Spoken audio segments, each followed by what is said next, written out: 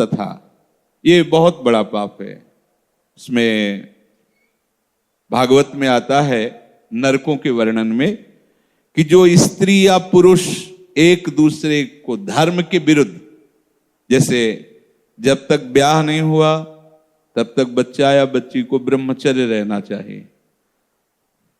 ये बड़े आनंद की बात होगी। आप रख के तो देखो, अगर आप ब्याह तक ब्रह्मचर्य रहे तो आपकी गृहस्थी ऐसी फली फूलेगी, आनंदमय होगी, देख लेना। अब जैसे गेहूं गलेथ में हो, गलेथ माने होता है कि बाली निकल रही है, फूल उसमें छोटे छोटे आ रहे हैं, अब उस फसल को काट लो, कुछ नहीं मिलेगा। महीना 2 महीना रुको, उसको दाना पड़ने दो, परिपक्व होने दो, फिर अन्न राशि लग जाएगी। ऐसे ही ये ब्रह्मचर्य है। जो बाल्यावस्था से यौवन अवस्था तक अपने ब्रह्मचर्य का नाश करते रहते हैं, वो गृहस्थी लायक ही नहीं रह जाते। मतलब वो बात नहीं होती जो जीवन में होना चाहिए, गृहस्थ धर्म के लिए अनिवार्य। तो जो बच्चा और बच्ची ब्याह नहीं हुआ तब तक ब्रह्मचर्य का पालन करे, और जब ब्याह हो जाए तो पहले तो ये था कि नाऊ चले जाते थे, गांव के नाऊ ठाकुर, वो ब्याह तय कराते थे। ना बच्चा देखता था ना बच्ची देखती थी। कितना निष्ठा, कितनी श्रद्धा। पाणी ग्रहण के समय भले वो देख ले कि फोटो वाला जमाना ही नहीं था, कभी किसी को जाना हो तो अपने लोगों में यहां शहर जाकर के वो पर्दा वर्दा लगाए होते थे, बैठ जाओ, वो जैसे कहीं जरूरत पड़ी उस समय। ऐसे मोबाइल ही नहीं था पहले की बात।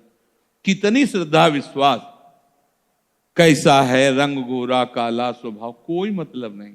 माता पिता या कोई तय करे आए, जब पाणी ग्रहण हुआ उसी समय स्वीकार कर लिया कि आजीवन निर्वाह करना है, चाहे जैसे स्वभाव वाला हो, चाहे बड़ी पवित्रता गृहस्थी में देखी गई, बड़ी पवित्रता, बड़ा जीवन।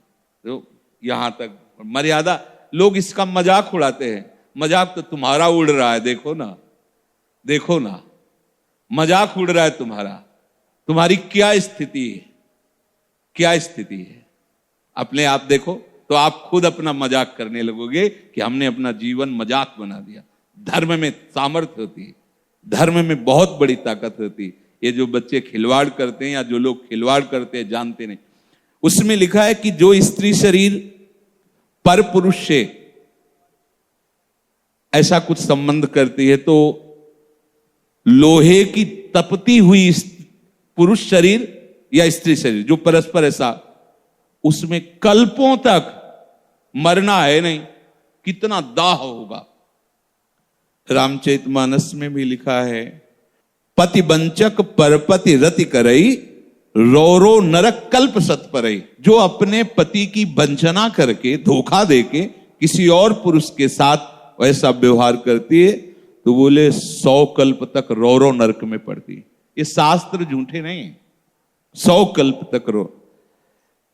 अगर तुम्हारे भाग्य में कहीं ऐसा पति है कि भाई वो लंगड़ा हो गया है, उसकी आंख खराब हो गई है, सुनाई नहीं देता है, वो रूपवान नहीं है, तो मिला तो तुम्हारे प्रारब्ध से ही है ना।